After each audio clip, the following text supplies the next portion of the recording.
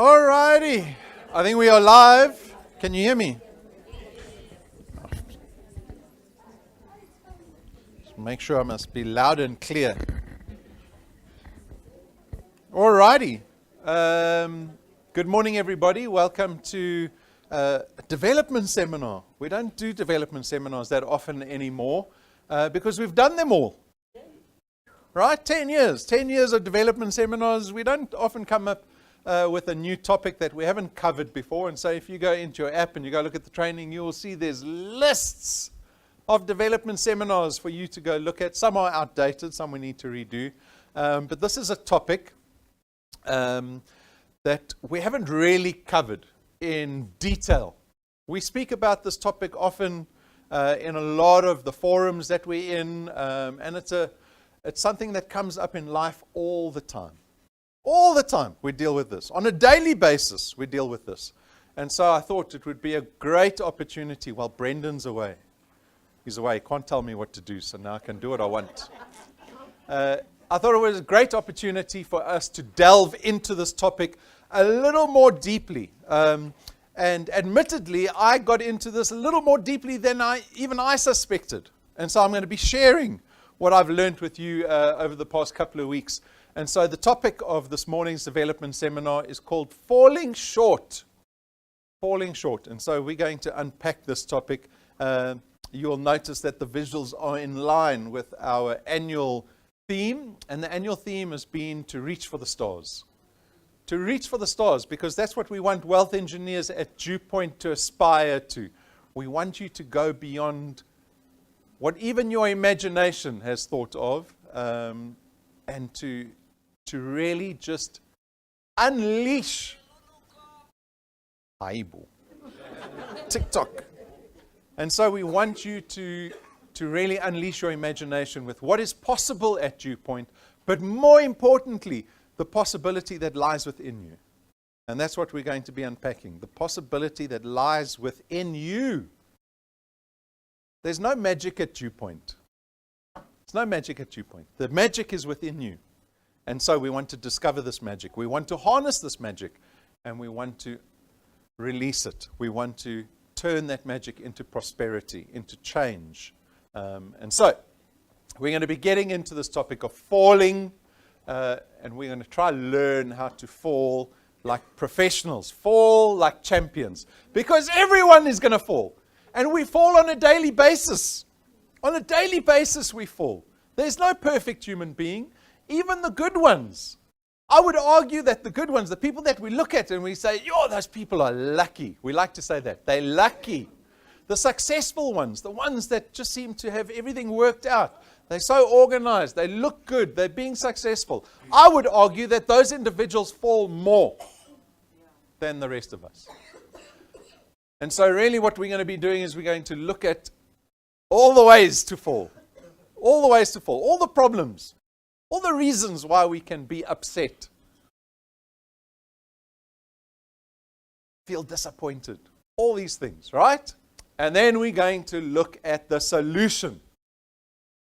So we're going to highlight the problem and we're going to highlight the solution. And hopefully we're going to learn from the solutions that are presented this morning.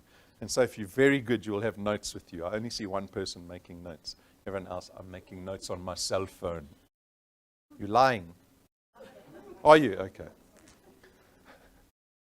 Do they allow that at school, to make notes on your cell phone? Never. All right. But what I'm going to do is I'm going to summarize it for you. I'm going to make it simple. If you only have one takeaway this morning, that is good enough for me.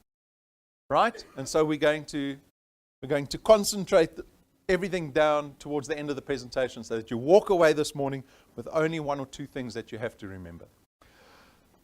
All right, the setbacks, the distractions, the failures, the disappointments that we all have to live with, sometimes on a daily basis. And it happens to the absolute best. As I said, we can look around at people who are successful and we can admire them. We can say they're so lucky. Look how much money they got. They're so lucky. Rich people, oh, they're so lucky. All these things, right? And so what I've done is I've pulled out some examples for you to have a look at of people who have really demonstrated their ability to overcome failure. But they didn't beat failure. What they did was they used failure. They didn't remove failure. They learned to control the failure. And more importantly, they learned to control their behavior in the face of failure and disappointment and all these things. And I've got a couple of examples here of people who have grown up in terrible environments. These are not people that grew up with a silver spoon in their mouth. They didn't go to private school. They didn't have a father or a mother that spoke positivity into their lives. Some of these individuals had horrible environments that they grew up in, right? And so we look at Howard Schultz. Came from a very poor family. He's the founder of Starbucks. Starbucks have moved into South Africa now, right? We see Starbucks everywhere. He got rejected 200 times before he could find someone to give him money to start this vision of what a coffee shop should be. Oprah Winfrey also came from extreme poverty and abuse in her family. And of all people in the world, that boss must feel like the real Mampara, because he said to her, she cannot work in television. She's not made for it. How can you tell Oprah Winfrey's not made for television? Right? And what did she do? She became a billionaire in the process. She fired her boss. Walt Disney. Walt Disney was told that he lacked imagination. How ridiculous. Right? Elon Musk. Elon Musk's vision was so strong in terms of SpaceX. If you go listen to his interviews, he says it was the most stressful period he has ever experienced in his life. When he started SpaceX and the amount of money that it took to get SpaceX going, and the first 3 rockets crashed. And over Christmas, he had to find funding to get the 4th rocket up. And he nearly went bankrupt in the process. And by a miracle, the 4th rocket worked. And the rest is history. Chris Gardner, I don't know if anyone watched that movie, The Pursuit of Happiness, with Will Smith. He acted in Pursuit of Happiness. Also, gentleman came from an abusive background, was a single father, taking care of his little boy on his own, became a stockbroker, opened up his stock firm, became a multi-millionaire in the face of all that adversity. And then, of course, none other than our very own Nelson Mandela. Think about his upbringing and the upbringing of so many black South Africans that they had to go through. And then on top of that, he was put in prison for 27 years under hard labor. How is it that a person, any human being, can come out of an environment like that and go, you know what? I still have a vision for South Africa where everyone works together. He came out with no animosity after 27 years. How? How is that possible? How did all these individuals make a success of the vision that they had? Because they all have every excuse under the sun why they should not have succeeded. And so what do they have that we don't have? What do they have? So we're going to be looking at that this morning, right? And so we need to appreciate and understand that we are not special. It is easy to look at other people's lives and think they've got it easier. They're lucky. They didn't have this. They didn't have to put up with that. They've got more opportunity. We're not special.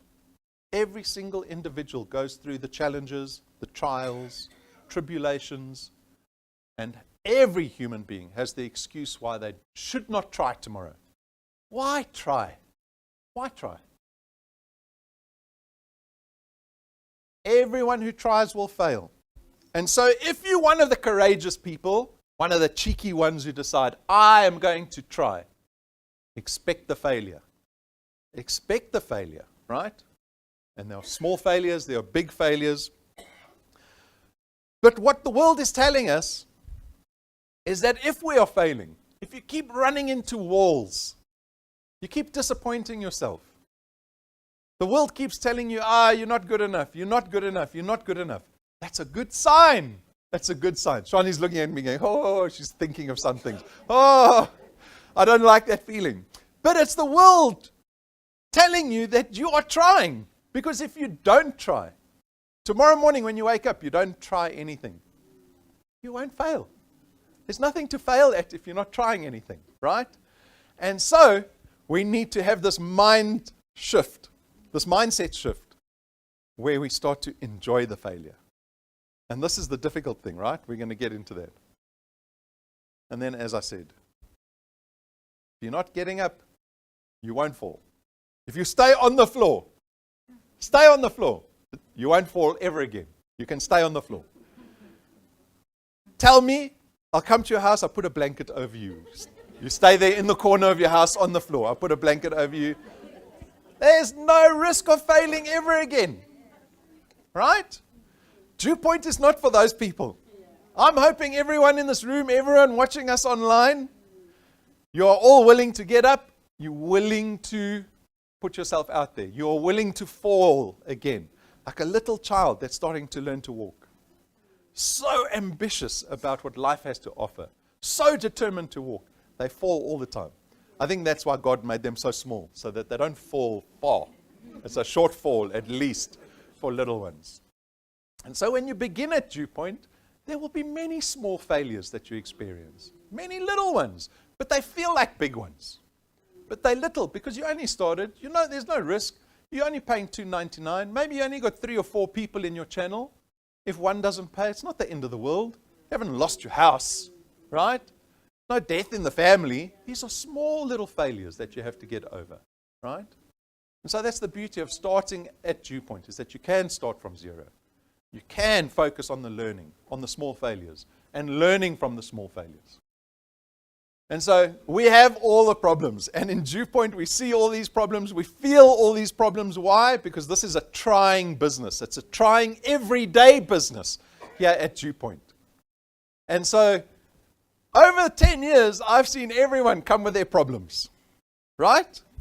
Because many wealth engineers, they express the emotion of the problems that they're feeling outwards often. Right? There are some that don't express it at all. The introverts, they hide it. They put it in a black box in the brain, and maybe they get angry every now and again because they're frustrated.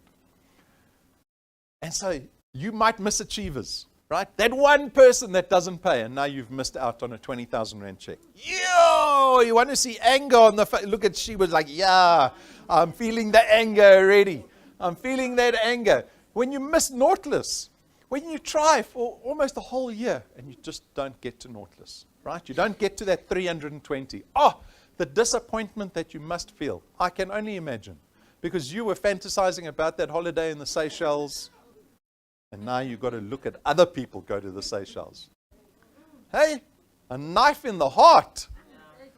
When you lose qualified wealth engineers, right? They were earning at Dew Point, and now they don't pay. Or they've just stopped doing Dew Point. You lose a qualified wealth engineer, it means you lose a point in your channel, you lose money. The disappointment. First pointers who don't pay. When you have a fight with someone at head office, put your hand up if you had a fight at head office. Yebo, yebo, yebo, yebo, yebo. Many, right? You come for a meeting, you think it's going to be a nice meeting with Brendan, and then he says something, yo, and you get so angry. How can he say that to me? How can he tell me this? How can he tell me that? Why does client service do this? Why have they not paid my achievers check? Wow. Many opportunities to be angry, to get upset, to be disappointed, to feel like a failure.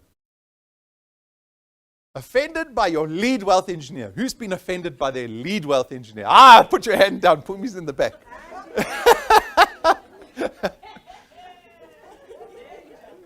This is a people business. And if you're in the people business, there's disappointment everywhere, right? People are going to trigger you. People are going to say things to you. We saw Angel's testimony last Saturday where she was going off about people offending her.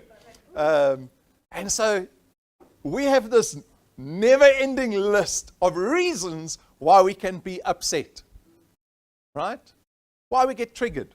Why we why we have this emotion around failure of some sort, because we're all pursuing something, right? And that's the trying in the business. When you're pursuing, whether you're trying to get an achiever's check, whether you're trying to get to Seychelles, whether you're trying to increase your income, you're trying to build a channel here at Dew Point, you're trying to just earn a couple of $1,000 to help at the end of the month, whatever the reason is, we're all in this pursuit together here at Dew Point. We're trying. And so with the trying comes the falling. And so there's always this endless list of things that are going to evoke emotion in us, right? And it's not good emotion. We see it as bad emotion, right? When you're disappointed, when you're hurt, when you see failure in your own life, when you think, Dew Point's not working for me, I can't do Dew Point. All of that reinforces this kind of negative emotion. And so what we want to do this morning is we want to turn that around. Because the successful people don't see that as a negative emotion that brings them down.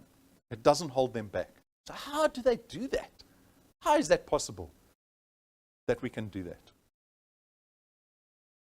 They ran an experiment it was a study, a psychological study in the 60s in the US, in America, at Stanford, which was one of the big famous universities in America. It was called the Stanford Marshmallow Experiment. Very simple experiment that they ran on children, 5 years old, 6 years old, somewhere around there, 7-year-olds, where all they would do is they come into the room, the kid's sitting at the table, and they put a marshmallow on the table in front of the child. Now, I don't know.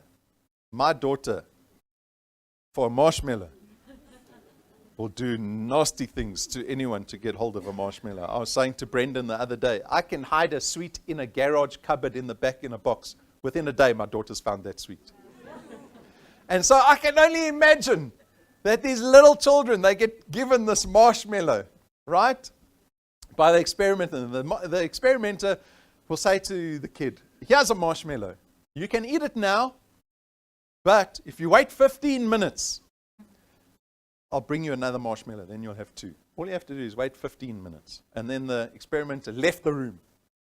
And so they would study, they would record and observe how these children reacted to this challenge. And really, it was a challenge of frustration. Because, the kid has the option. They can eat it now. It's right here. They can eat the marshmallow now. But the frustration is created in them because now they must wait. I can't. And you see the kids do all kinds of things. Some of the kids start talking to themselves. Some of them start saying, just wait 5 minutes, just wait 5 minutes. They try to block out the marshmallow. Some are sniffing the marshmallow, smelling it. Some of them lick the marshmallow. Some of them eat the marshmallow. Right? And so that was the experiment. Just observation. But what they did was decades later, so 10, 20 years later, they went back to those children, those test subjects, and they took a look at where they were in their lives. What were the lives like of these children? The children that couldn't wait, they just took the marshmallow. And the children who could wait and got the 2 marshmallows later. And so the result was that on average, the children who could endure the frustration, wait the 15 minutes, get the extra marshmallow, these same kids, they had better academic performance at school and university, right? Higher SAT scores, that's like your matric scores. Healthier body mass indexes, they were healthier individuals, and they were better at coping with stress. Now we look at this and we go, why? Why?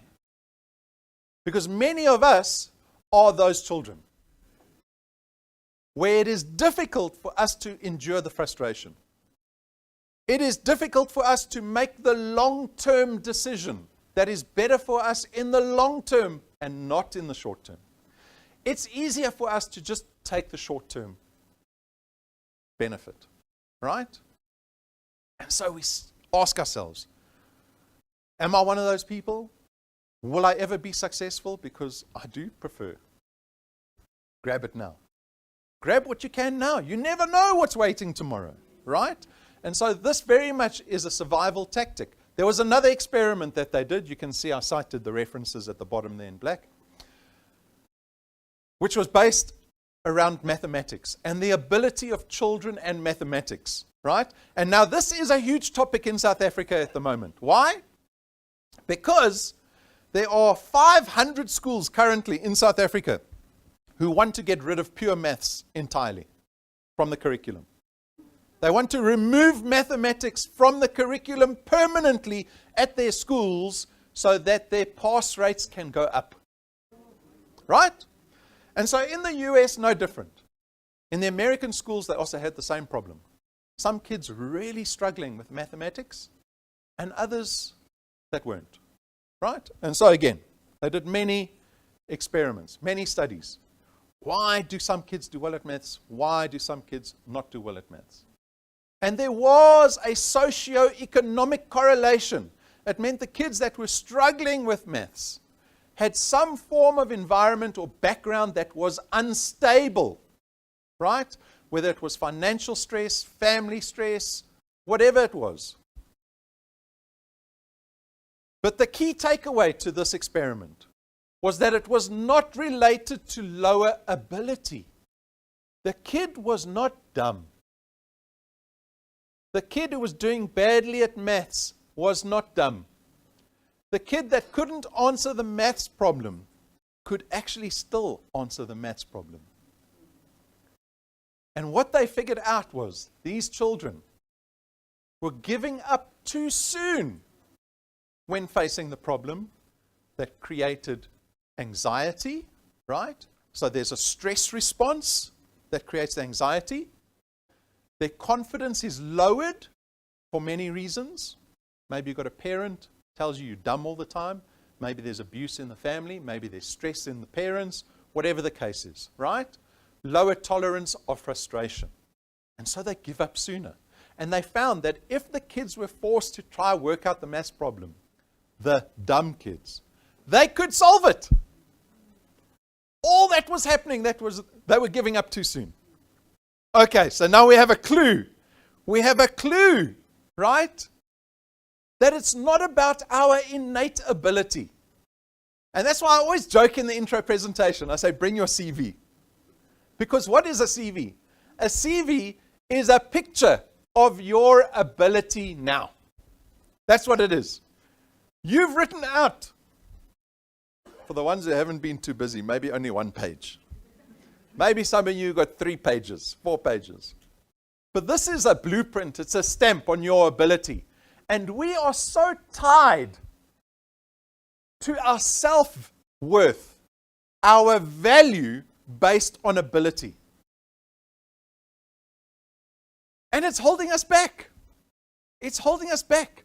Because if we go look at all the psychological experiments, it's got nothing to do with ability. It's our ability to withstand frustration and to try the problem a little longer, to try a little bit harder. And so now you say to me, okay, but why do some people try a little harder and others don't try harder? There's many reasons, right? But the point I want to get across is it doesn't matter. Why doesn't it matter? Because we can develop ourselves into having the ability to try harder, to deal with frustration, to deal with the emotions of failure, setbacks, and disappointments. Many people do not do that. Many people do not pursue self-development. You don't have to put your hands up. How many of you have read a book on personal development this year?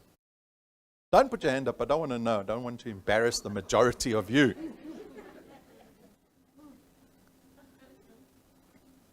How many people spend time with other people that put positive feedback back into your lives on a weekly basis? Or does everyone just keep quiet and stay in their lane? There you go. There's some reading material for you. Malcolm Gladwell has got wonderful books that speak around the psychology of humans. And these are the experiments around this mathematics. Alan Schoenfeld's, Renee's problem-solving persistence. We like that word, persistence. The growth mindset, we're going to get into that. And then you can read a wonderful book called Grit. And that's a book we recommended to our Argonauts. I wonder how many Argonauts read the book Grit. We're not counting. Reacting to stress. We think, based on our ability, that our reaction to any stress is just a default response. Because what happens in childhood is that you grow up as a child, and children grow up in survival mode. A child growing up will always grow up to please the parents, to survive in the environment. They do that by default. And so you are that child, right? Regardless of what your environment was like. You were that child. You're still that child. But what we start to believe in ourselves when we grow up is, this is me. And I have to be proud of the person I am. But what happens is there's a trick that is being played on you without you knowing. Is that you spend so long trying to love the person that you are, that you're not willing to change and become a different person. Yeah? Do some of you feel that? Many poor people have a hard time becoming successful because they spent so long trying to love themselves as a poor person. But what I want to get across this morning is that if you are courageous enough to go, yes, okay, I want to change, I want to be a different person, then you can start becoming intentional about the way we behave when we're under stress. Everyone is going to experience this, right? The setbacks, the failures, the disappointments, all of that. We are all going to experience it. Would you rather experience that because you're trying, or will you rather experience the negative emotions because it's resentment because you never tried? Have you heard that saying? Choose your pain, choose your suffering. Do you want to suffer as a poor person, or a poor person that doesn't have the life they want? Or do you want to suffer because you're trying so hard every day to change your circumstance? Because both lead to suffering. So which one would you rather have? We haven't thought about it, right? Because many people still make the choice, no, it's too hard. I've heard that thousands of times at Dew Point in the last 10 years. This business is too hard. It's too hard. Too hard. I don't want to try anymore. Everyone's reaction is different. But what's important is to know that your success is predicated. Predicated means it's decided by your reaction. Success is decided by your reaction to pain and frustration.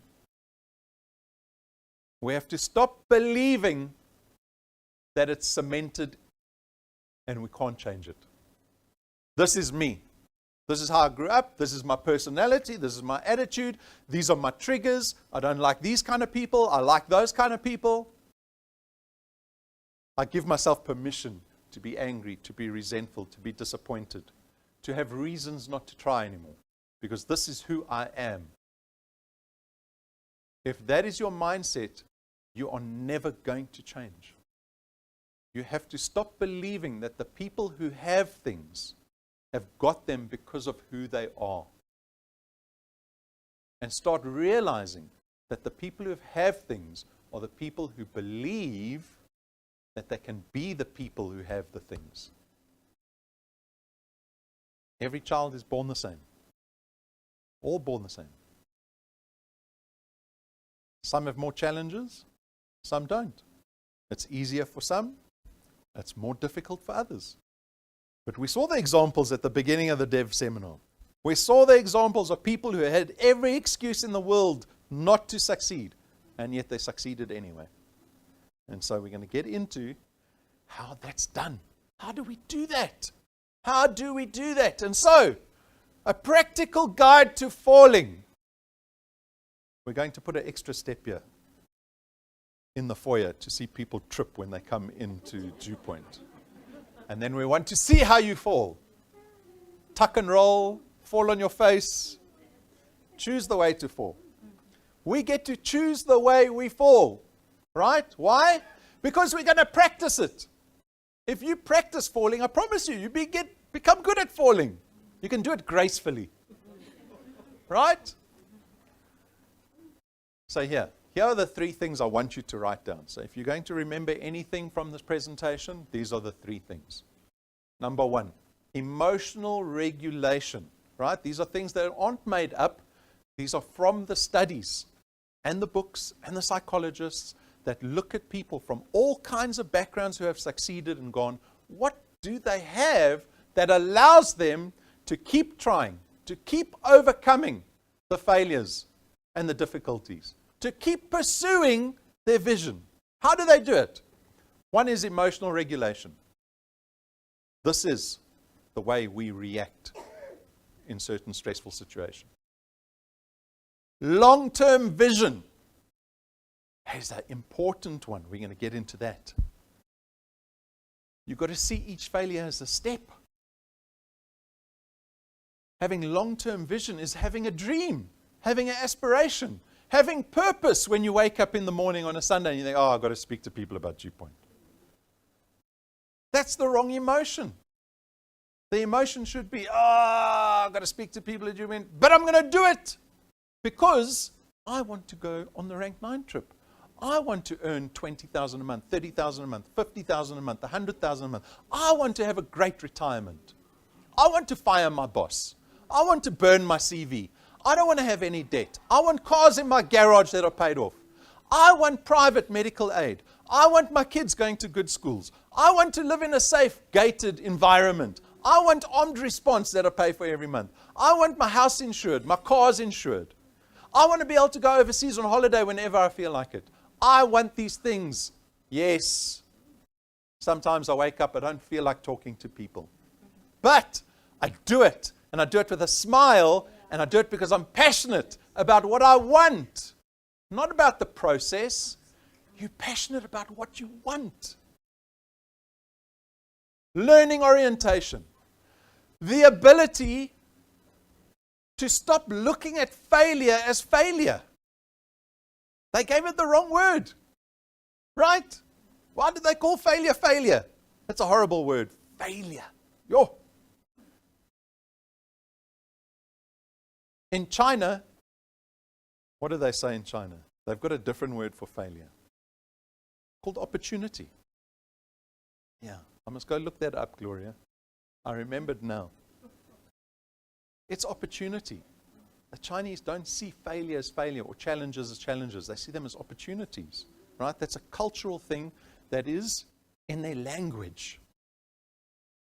And so, if we're able to extract the lesson from the stress, from the failures, from the disappointments, it will bring you one step closer to achieving your vision. If you react the wrong way, if you're unable to control your emotional response, if you don't have a long-term vision, then when you deal with the stress and the failures and the setbacks and these issues, you are so much more likely to stay on the floor.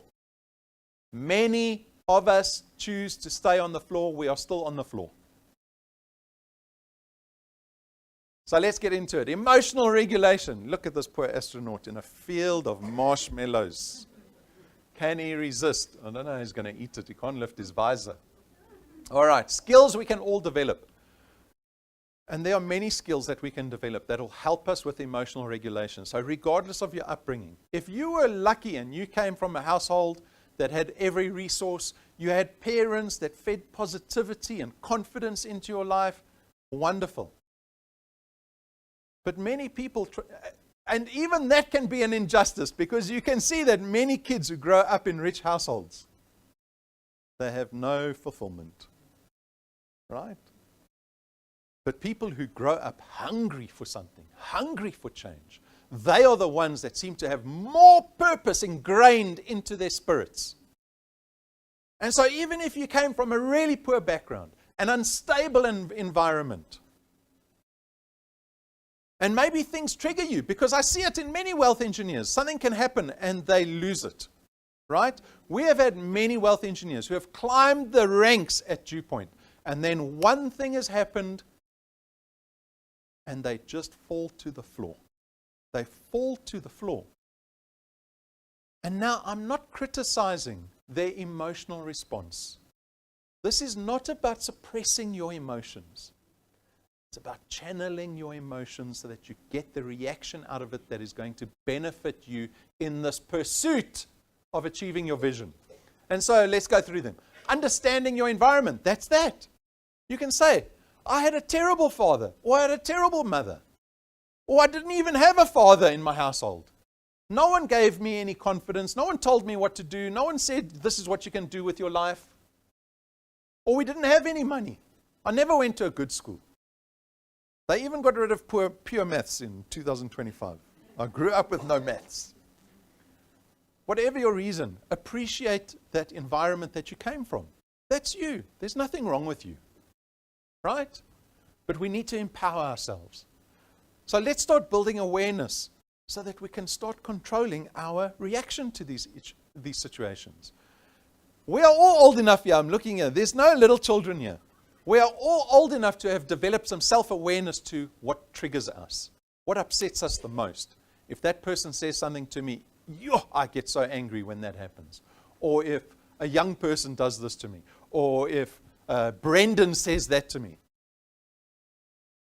The emotional trigger is different in all of us. But what you need to start doing for yourself is start to develop some self-awareness about when are the moments, right? You're not 12 years old. You've been through life for decades now. You can look back and go, my reaction there was bad. What I said to that person, I shouldn't have said that. I was angry, sure, but I shouldn't have said that. Or I shouldn't have behaved like that, right? Start to understand how you react to things. Build awareness so that you can start controlling the outcome. Create predictability where you can. Start developing routines and habits. Those are very important. If I know at Dew Point, my routine is that I want to speak to 100 people a day. Regardless of what happens in my day, I have a fight with my spouse, the children are irritating me, my boss said something to me, doesn't matter. I know I need to get through 100 people. Why? Because my vision, my dream informed me that I need to do 100 people a day, regardless of my circumstance. Because if you start blaming your daily circumstance on your ability to pursue your vision, you're going to falter all the time. You're not going to get off the floor. Right? So create the predictability, build the habits. That's why habits are so powerful. It's a wonderful book called Atomic Habits that you can go read. The power of creating habit in your life. Practice nervous system regulation. My poor son suffers from massive anxiety. He's little, 7. Breathing. Simple things like breathing exercises. There's a wonderful man from Holland. His name's Wim Hof. And he has got a whole program on breathing that can calm you down like that. Because a calm person makes more rational decisions that aid them in their pursuit of their vision. People who are feeling under massive stress, they start breathing too quickly. They're taking shallower breaths. They start making impulsive, short-term decisions instead that they regret the day after, the week after, a year later, when they're lying in bed at 65, regretting the decision. Learn to pause before reacting. This is a wonderful habit that we can all take on. I say things. I put my foot in it many times. Then Brendan tells me the wealth engineers are complaining that I said this or I did that. And then in my head I'm thinking, if I thought about it a little bit more, I would have been a little better in my reaction to certain things, right? We can do the same thing. Reframe setbacks. This is your ability to change your behavior when you are experiencing a failure or a disappointment. Reframe it. It's not a bad thing. Think like a Chinese person. It's an opportunity to learn. Always an opportunity to learn. The you today is not the you tomorrow. You tomorrow must be different from the you today. And so how do we do that? We have to fail to learn how to adapt, right? So reframe the setbacks. Make it a positive thing. Seek safe, supportive relationships. This is a massive one. Often what happens, and is even reflected in the Bible, the devil likes to isolate, right? Put it in the dark. Hide it. Don't talk about it. We know that there's benefit that comes out of if we're able to express ourselves safely. At Dew Point, we've always said, if you experience any difficulty within the business and your channel, you never complain downwards. You don't complain and spill your guts to your first pointers. You go speak to your lead wealth engineer. You come speak to someone at a head office. You find client service. One of the ladies, maybe you trust them. You've got a relationship with them. You speak to those individuals. It's important to have those relationships. Someone in your family that you trust that you can go to and speak to, right? Before you make the rash decision. And then train in mindfulness and meditation. Taking time to reflect, to be intentful about what you want to achieve this week or in your day. Morning prayer, evening prayer. These are all acts of mindfulness, right? That allow you to refocus on why you are suffering in the pursuit of your vision. We need to remind ourselves. That's why you often see these people, entrepreneurs, they talk about having dream boards. What's a dream board? A dream board is an act of mindfulness. It's being able to look at something and reimagine what it must be like when you achieve what you're pursuing. When you're lying on the beach in the Seychelles. And then Brendan's getting in the way of your sun. Offering you a cocktail. Say, move over, you in my sun. That soft sand, Seychelles sand, is like silk. It's like silk. It's like caster sugar. Club Med. You're going to see all the rich people walking around Club Med. You're going to feel a little bit, when I go on these fancy holidays also, I feel like a poor person when I get there. Because everyone else looks so rich, right? Dew Point didn't pay for them. They paid their own way. 25,000 rand per room per night. Who are these politicians coming to Club Med? And so mindfulness is important. And so yeah, you have 8 skills that you can start working on. 8. Like reading books. How many of us will do it? And as I said, this whole process is not about suppressing emotions. It's not about going, your reaction to this is bad. It's not about that. It's about having enough self-awareness to go, this is not working for me if I want to get here. Right? I want to get here. I want everything that Dew Point has to offer. But if I react like this when I'm on a Zoom call with my team, or if I react like this after Brendan tells me something I didn't want to hear, or if I react like this after client service tells me, or if I react like this when my lead wealth engineer says this to me, it's not going to help me in my pursuit of achieving this. And so now I become aware of my reaction, the reaction that I could have had, and I become more intentful about my behavior in that time of frustration and stress, so that I can get one step closer to my vision. Right? Otherwise you take a step back. We're not taking step backs. We want to go forward. And ultimately what this leads to is more belief in yourself. This is where the empowerment lies. When you can start to control the way you behave, you empower yourself more than anything else that can empower you. More than any other person, teacher, parent. When you realize you are now in control of the way you behave and your emotional reaction to things, right? My daughter, I'll give you a story. My daughter a couple of weeks ago playing a basketball. She loves basketball. Plays like 15 hours of basketball a week. She wants to be a professional basketball player in America or in Europe. She's got big dreams about basketball. Big pressure. Big pressure for a 12-year-old to put on her shoulders in basketball, right? And all the parents say, oh, Sienna, you're so good at basketball. The coaches, oh, Sienna, you're so good at basketball. And along comes a day where she gets put up against a team. And they get wiped out. Sienna is shown to be a terrible basketball player. They got beaten so badly. So badly. What was my daughter's reaction? Sitting on the sidelines, given up. Doesn't want to do it. I called her over during a timeout. I said, come here. Came up to me with her head down. I hope she's not watching. She's going to shout at me.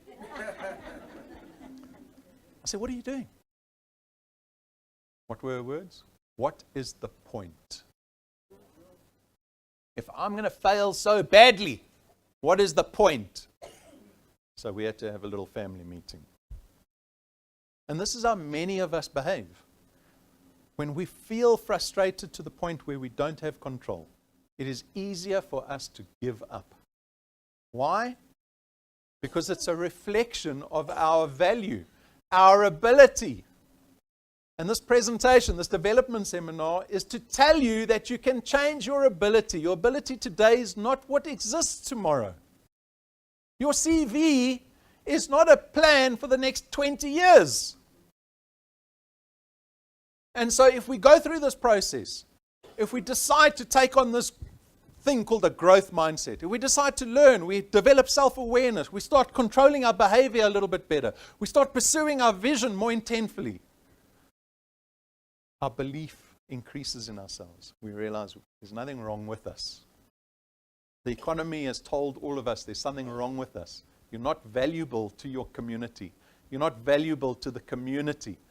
That's why you don't have a job. That's why you're not getting a raise. That's why you're getting retrenched. That's why you don't have enough money when you get to retirement. That's why you can't send your kids here. That's why you don't live in a safe environment. All these things reflect back on us, and we take it personally.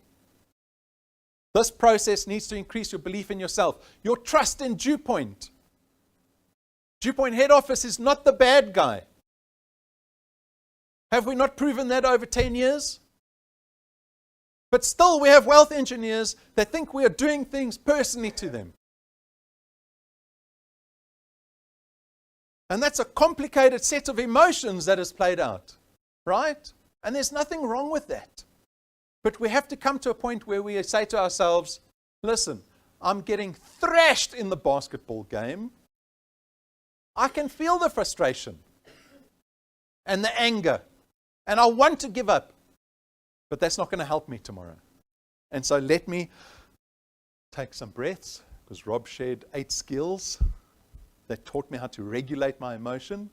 Let me go speak to someone who has the gift of wisdom. Let me pray about it. Let me meditate on it. And let me come back with a behavior, with a response that is going to get me closer to the dream I'm chasing. And so, hopefully your trust in DewPoint will go up, that we're on your side, we're your partner. We want to see you succeed. Right? Pursue your dreams more passionately. Now, in one of the early dev seminars, if you've watched any of the dev seminars from the old days, I spoke about the topic of passion. And if you go read up, if you go research the etymology of passion, the origins of the word passion is rooted in the word suffer. How many people knew that to be passionate about something was to suffer for it? And that word was originally used in reference to Christ suffering. The Passion of Christ. We know the movie, right? You heard the movie, The Passion of Christ? It means the suffering of Christ. And so when you are passionate about something because your dream is big enough for you to feel passion for, it means you are willing to suffer for it. Sunday morning, I'm going to speak to 100 people. But I'm willing to suffer that 100. I'm willing to suffer the no's. I'm willing to suffer it's a pyramid scheme. It's one of those, all of that. All that negativity that you have to deal with in the pursuit of your dreams. Why? Because you're willing to. And so your willingness to be more passionate, more convicted in what you want for your life becomes a willingness to suffer. And so that brings us, and now we're going from emotional regulation, we go to the vision. A long-term vision. Short-term vision, you need reading glasses. Right? We're not talking about short-term vision. We're talking about long-term vision. It's about having the courage to be cheeky enough to think that you can achieve something great. Do you think you can achieve something great? Do you have big dreams for yourselves? You got a vision? Have you bought into DewPoint's vision? Because some of you shortchange your vision. You're thinking too small. And this is something that many of us didn't experience as children because our parents didn't have vision. This is what you got. Go to school, do as well as you can, get a job. That's the vision that many of our parents have embedded in us. And so DewPoint wants to expand your consciousness, what's possible, right? In many of our teamworks, I think some of them are online. The recent ones this year with Shibu's team spoke about practically what does it look like to change your financial circumstance so that you become a wealthy person. What is a wealthy person? What does that look like practically, a wealthy person? It's the ability to go to a private hospital and not pay a cent, to take your kid who's very sick to a private hospital. You walk in there, you show them your card, you got medical aid. I've been to both. I've been to public hospitals. I'm sure many of you have also been to public hospitals. If you've only been to public hospital, then you only know what public hospitals look like. If you've been to a private hospital, Netcare, Mediclinic, one of those, then you realize public hospitals suck. Is this what my taxpayer money is giving me? No indictment on the doctors and the nurses, by the way. I once flew to London. I think I was chasing a girl. Was I chasing? Yes. I was chasing a girl to London. I was young, early 20s. On the way back, I got to the airport early, had a fight with a girl. Got to the airport early, coming back to South Africa. It was Virgin Air, Richard Branson's airline. And I checked in early, very early, like maybe 4, 5, 6 hours before the flight was supposed to take off.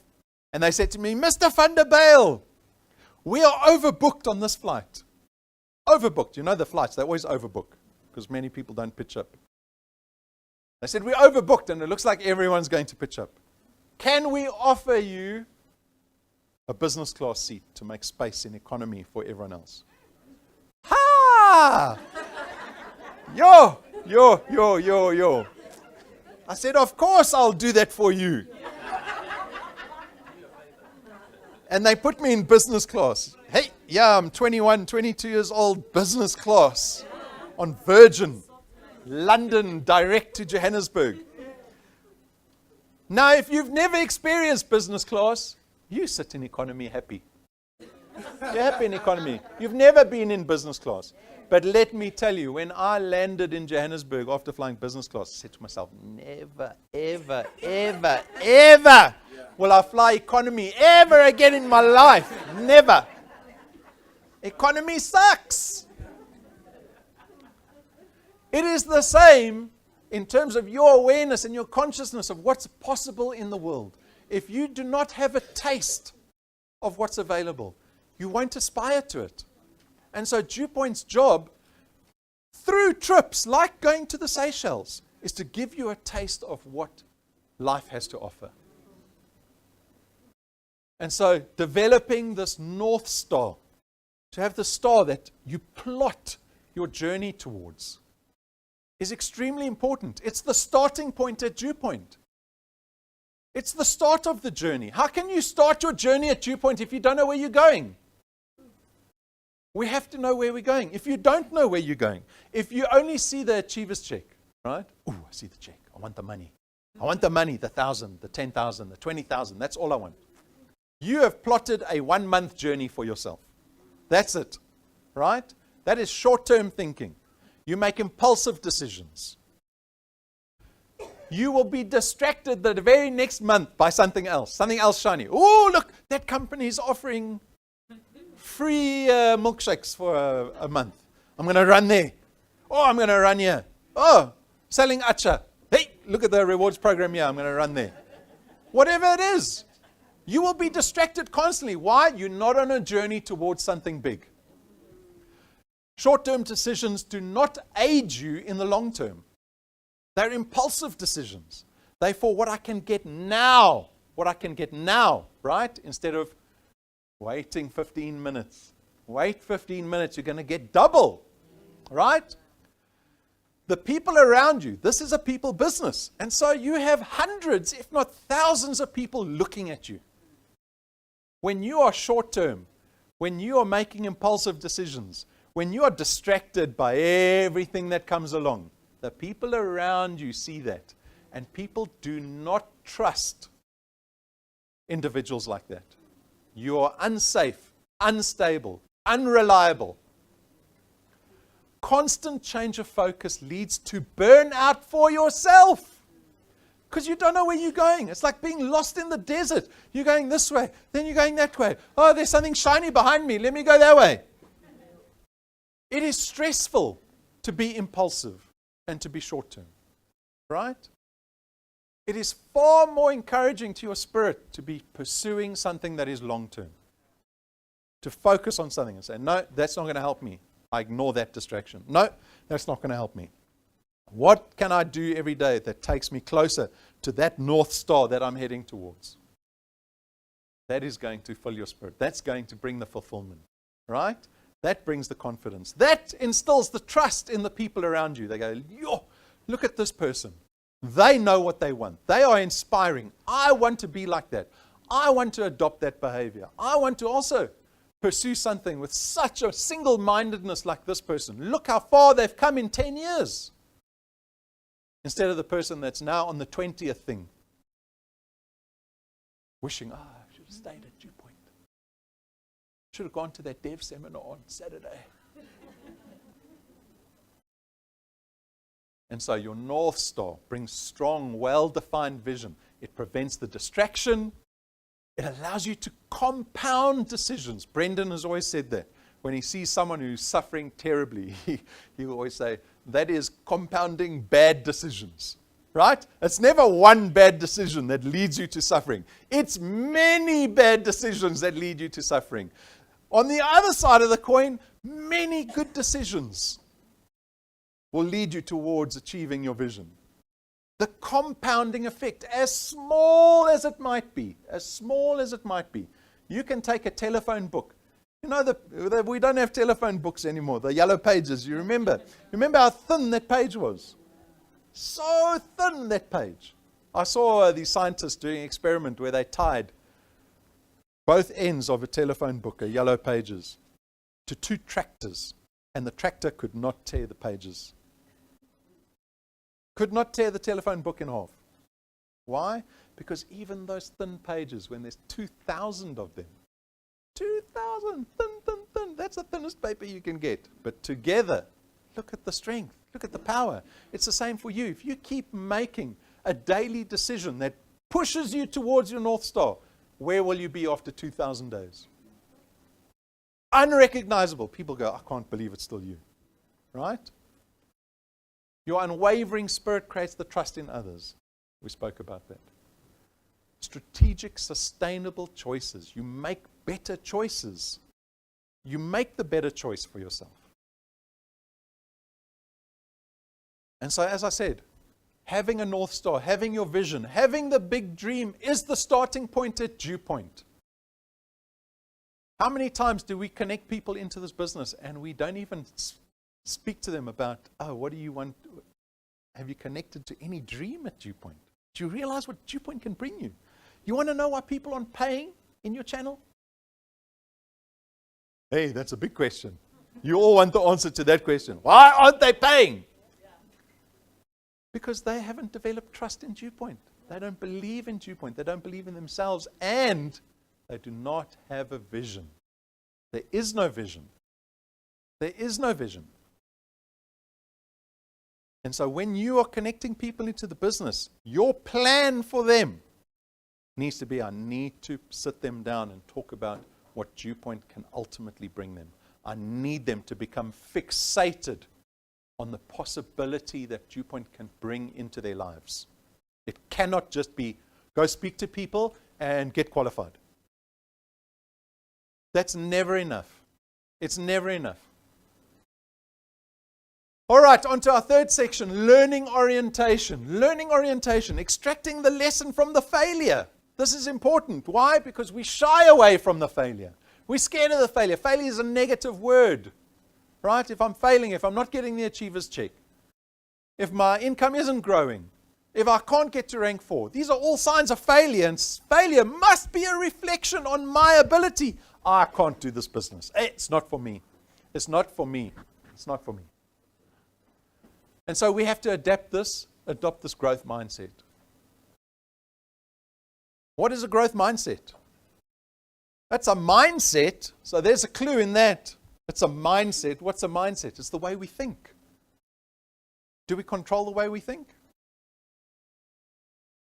Or do the thoughts just pop out? Because this is who I am. A growth mindset, people will see abilities as improvable.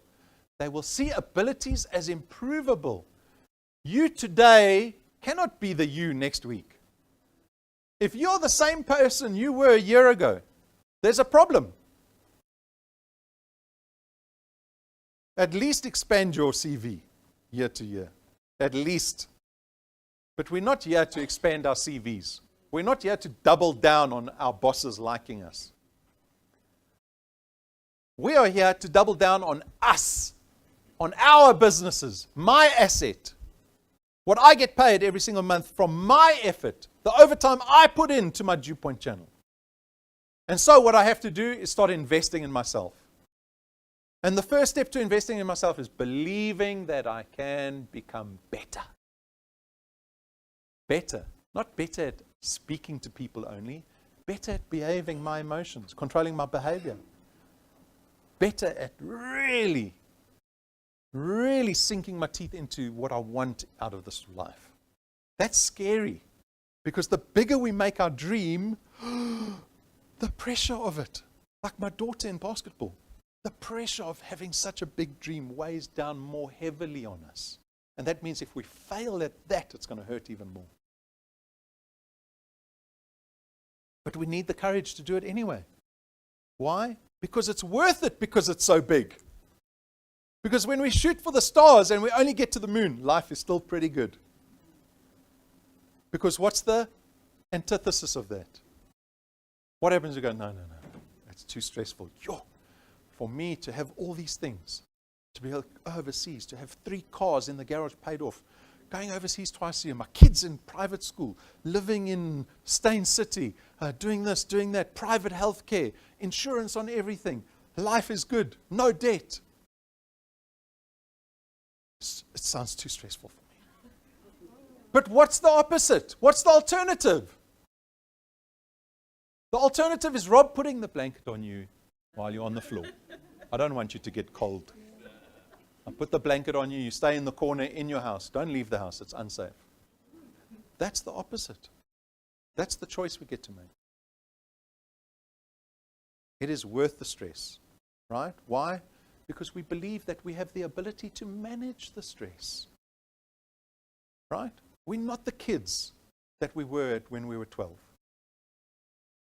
You don't have to be that child.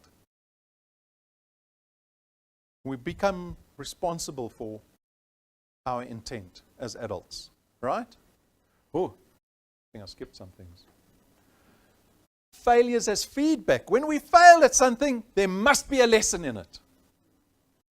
It's not just you running into your room. Got to sit down, breathe, pray, speak to someone. Okay, I'm ready to learn from this disaster of last month. What can I learn? Because without the learning, you are not changing. Without the changing, you're not going to be the new person. What worked, what didn't? How can I test a better version next time? Right? If you come to me with your problems, right? And many of the wealth engineers that come to me with their problems, we will sit down and say, right, let's look at this closely.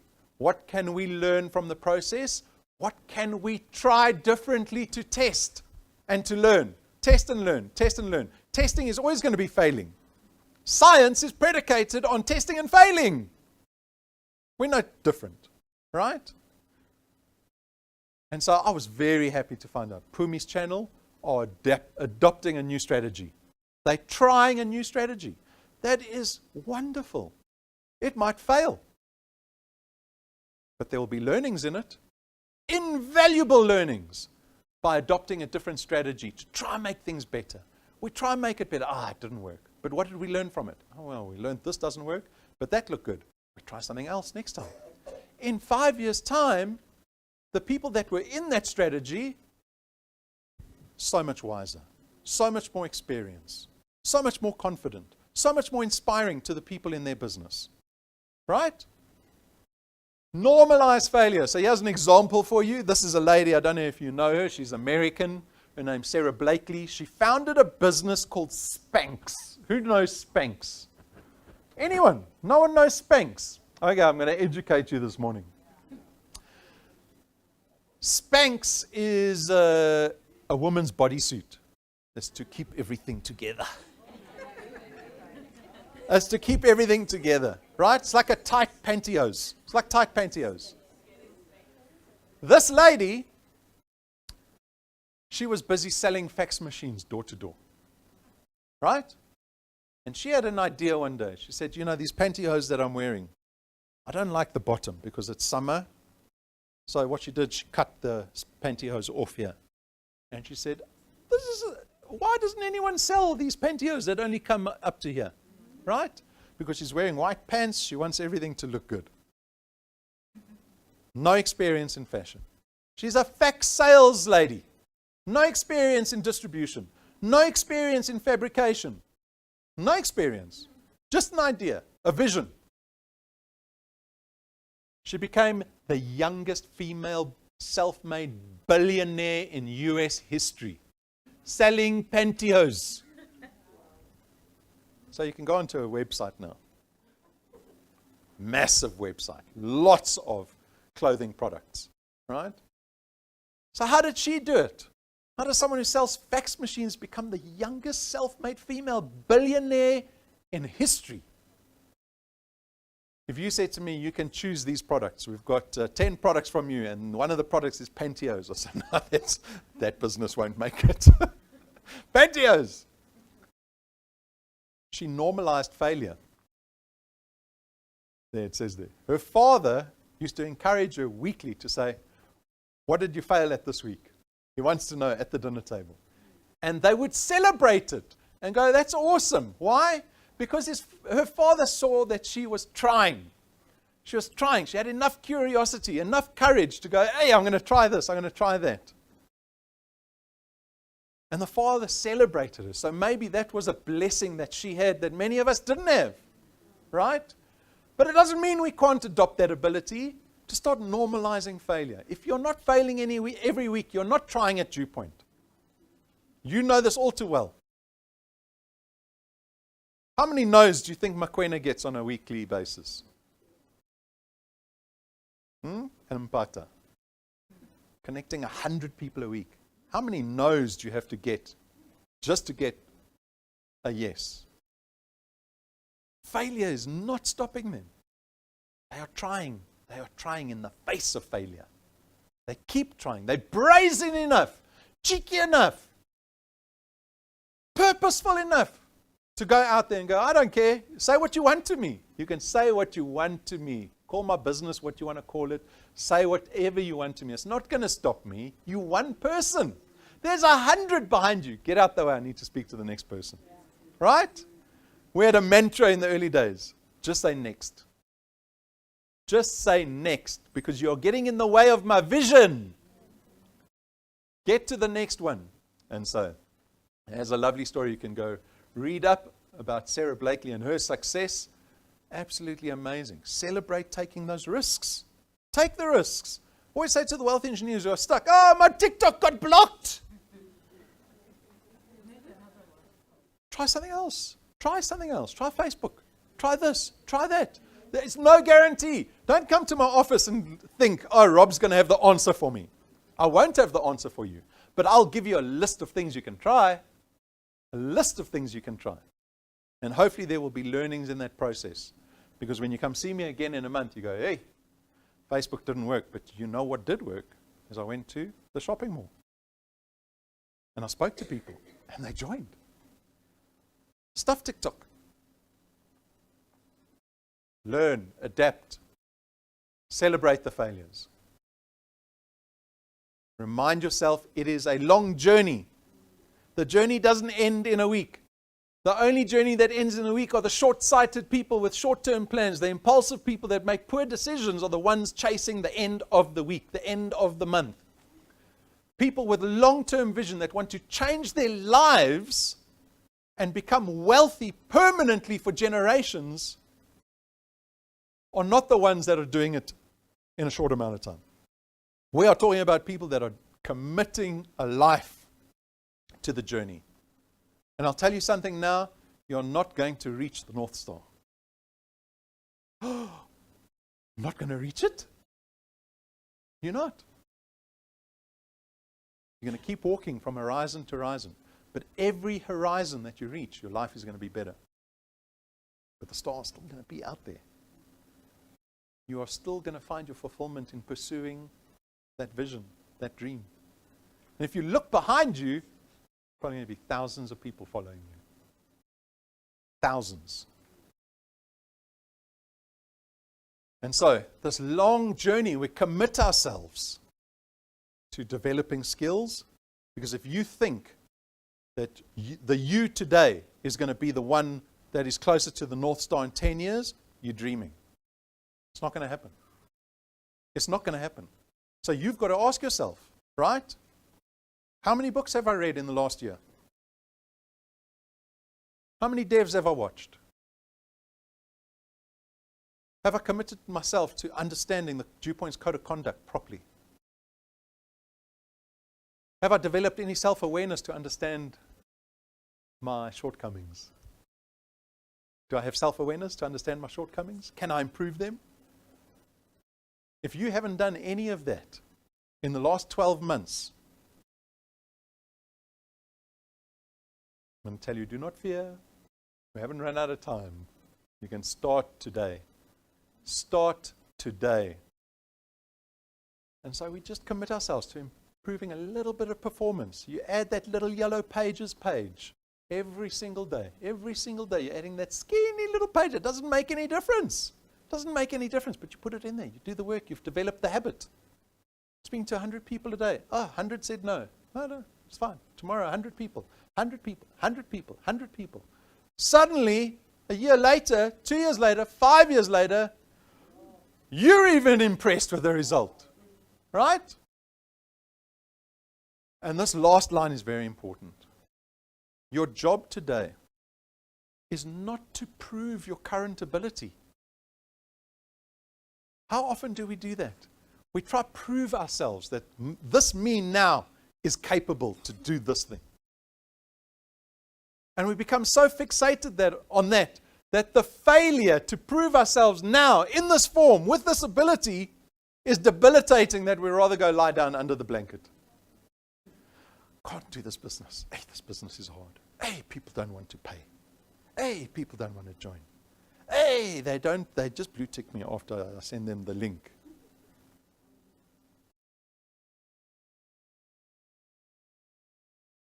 Don't avoid the mistakes. Embrace the mistakes. Embrace the mistakes. If you haven't made a mistake in a long time, I want you to start looking harder. Huh? My experienced wealth engineers, if you haven't failed in the last while, I want you to start looking for more failure. Compounding results. And so we adopt this new abundance mindset.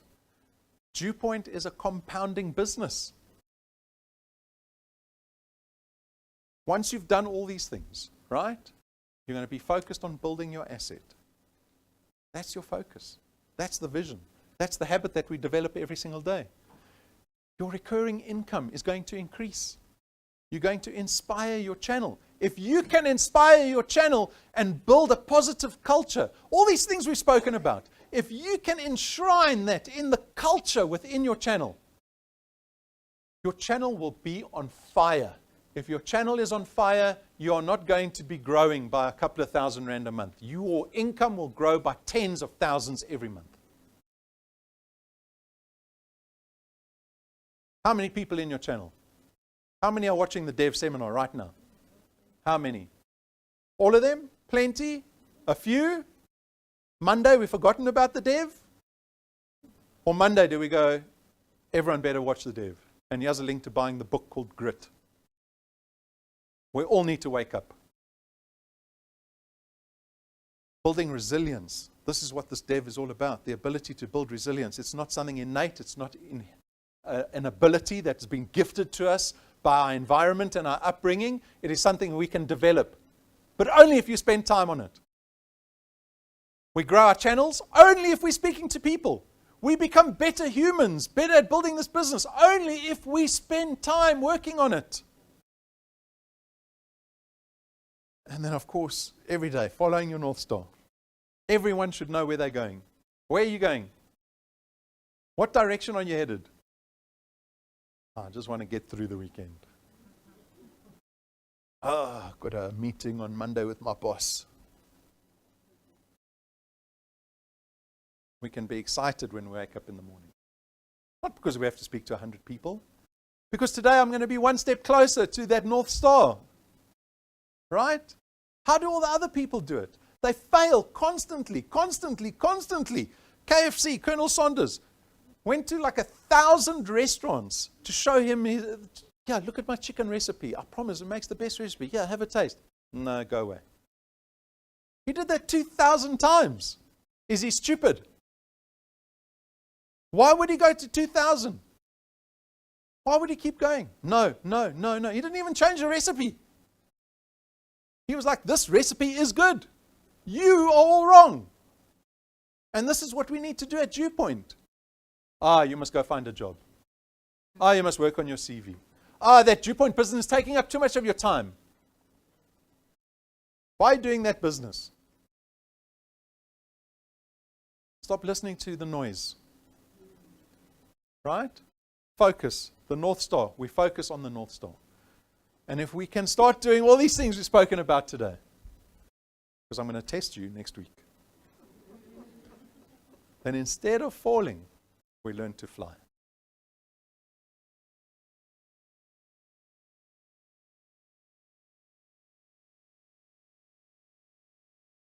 Thank you, guys. I hope you have a wonderful weekend. I've hoped you learned a little bit this morning. Remember those three things. You just remember those three things. Can I control my behavior and my emotions better? Have I really set a North Star worth pursuing? And can I reframe failure? Those are the only three things you have to remember out this. All my other long stories you can forget. Just those three things. Think about them. Right? Make a plan for yourself. It's not just about talking to people at Dew Point. Have a wonderful weekend. The dev's on YouTube. It's on Facebook. You can go reference it. You can go to AI and say, please make notes. All right. Thank you, folks.